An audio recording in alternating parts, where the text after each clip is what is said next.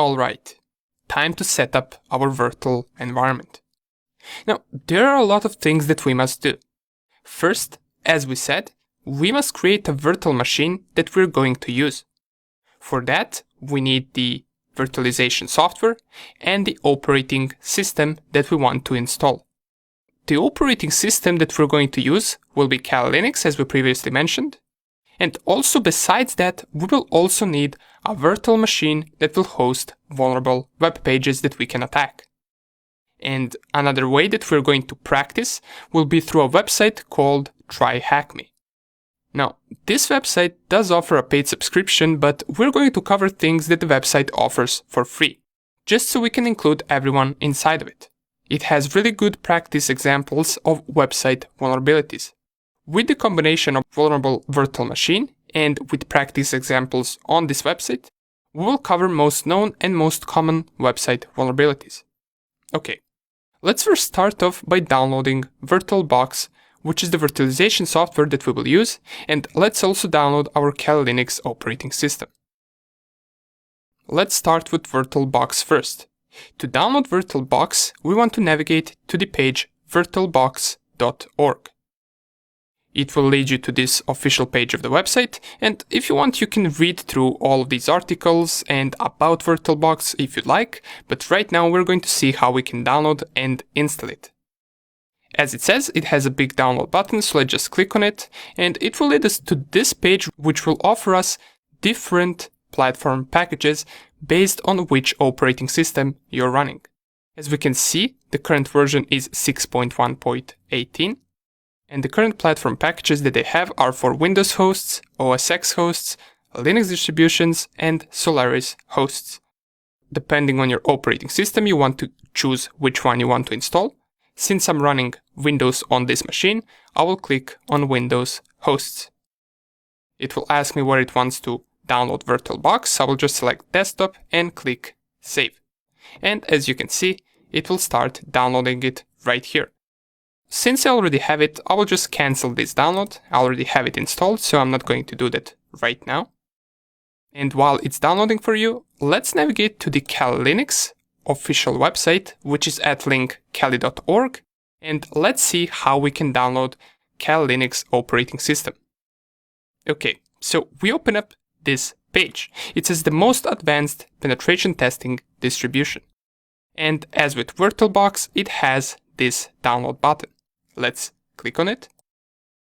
And it will lead us to the official download page.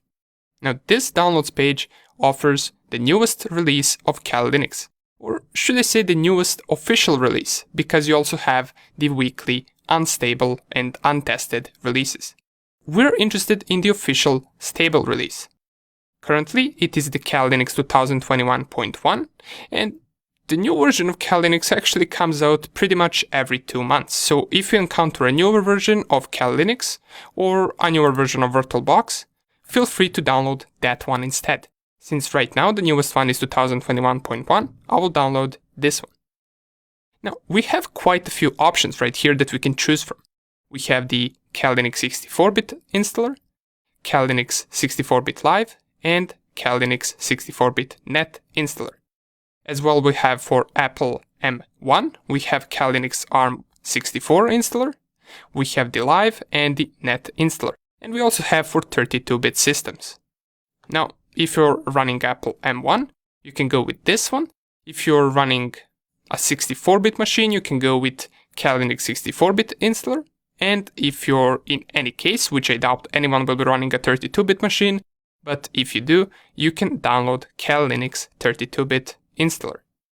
Now, since I'm running a 64-bit Windows machine, I will go with Kali Linux 64-bit installer. If I click on this, it will once again ask me where I want to download it. I will select desktop and I will click save. You will notice that the size of this file is pretty large. It's 4 GB, so it will take some time. Now, luckily I already have it, so I'm just going to cancel this download. You just wait for both of your downloads to finish and then we can proceed. Oh, and by the way, you also have an option to download it over torrent if you'd like. It's completely up to you.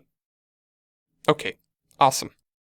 Now, let's say that you have both of your files ready, if you don't just pause this video until your downloads are finished, and you should have these two files on your desktop. Let's go with installing VirtualBox first. So to do that, we can double click the installer file. It will open the welcome window. We want to just go next. So we want to go next here as well. And here you can uncheck some option if you don't like. I will just create a shortcut on the desktop and I will leave everything checked and click on next. And here we have a warning that says installing the Oracle VM VirtualBox networking feature will reset your network connection and temporarily disconnect you from the network. Proceed with installation now. So this pretty much says in case you're doing something important over the internet, make sure you finish with that first before installing VirtualBox. Otherwise you might have some internet connection problems during the installation. I will just select here proceed and I will click install. Okay, so here it asks for administrator password. Since I don't have one, I will just click here yes and it will install VirtualBox for me. This doesn't take much time. It takes maybe a minute or two depending on your system, and once it finishes it should open up your VirtualBox. And here is the finish window. We want to check Start Oracle VirtualBox and click on Finish. Let's wait a couple of seconds and here it is. This is the window of Oracle VirtualBox. Now let's do one more thing before we end this video. Let's see how we can create a virtual machine inside of VirtualBox. So this is the official window that we have. We have a couple of buttons right here. And here will be our machines that we currently don't have. So let's create one. Let's create our Kali Linux virtual machine. To do that, we want to click on this button that says New. Click on it. And it will ask us for a couple of information. Name of the virtual machine. And here let's say that we type Kali 2021. Here you can select the path where the machine folder will be stored. Here we select the type of operating system, and since Kali Linux is a Linux operating system, we will select right here Linux. And the version, now this can be a little bit tricky if you don't know, but luckily I'm here to tell you that Kali Linux is based on Debian, so we want to select here Debian 64-bit, or in case you have a 32-bit machine, you want to select Debian 32-bit. Since we downloaded the Kali Linux 64-bit and we have a 64-bit machine, we want to proceed with the version of Debian 64-bit. Let's click on Next. The next thing that it asks us is what RAM memory we want to give to this virtual machine. This is completely up to you. I'm just here to advise you that you should not go below 1 GB of RAM, and 2 GB of RAM is pretty much all you need. You don't need more than this. If you have like 4 GB of RAM or less, feel free to proceed by setting only 1 GB, but since I have more than 4 GB of RAM on my host machine, I can set here at least 2 GB. If you have like 32 GB of RAM on your host machine, you can even increase this up to 4 or 8 GB of RAM, depending on how fast you want your machine to work. Now, I'm completely fine with 2, so I'm just going to select 2048 megabytes, and I'm going to click on Next. Under the hard disk, it asks us for a couple of options. We just want to stick with the one that's already checked, which is create a virtual hard disk now, and we want to click on Create. The hard disk file type will be VDI or VirtualBox disk image. Click on Next. And storage on physical hard disk. Now, this is completely up to you. I'm just going to go with dynamically allocated, and you have the explanation of both of these right here. As it says, a dynamically allocated hard disk file will only use space on your physical hard disk as it fills up to the maximum fixed size, although it will not shrink again automatically when space on it is freed. And a fixed size hard disk file may take longer to create on some systems, but it is often faster to use. So a fixed size is indeed sometimes faster to use, but nonetheless, I'm just going to go with dynamically allocated, and I'm going to click on Next. And the last option, I believe, is how much disk size we want to give to our virtual machine. Now, I advise you not to go below 25 to 30 gigabytes of hard disk space.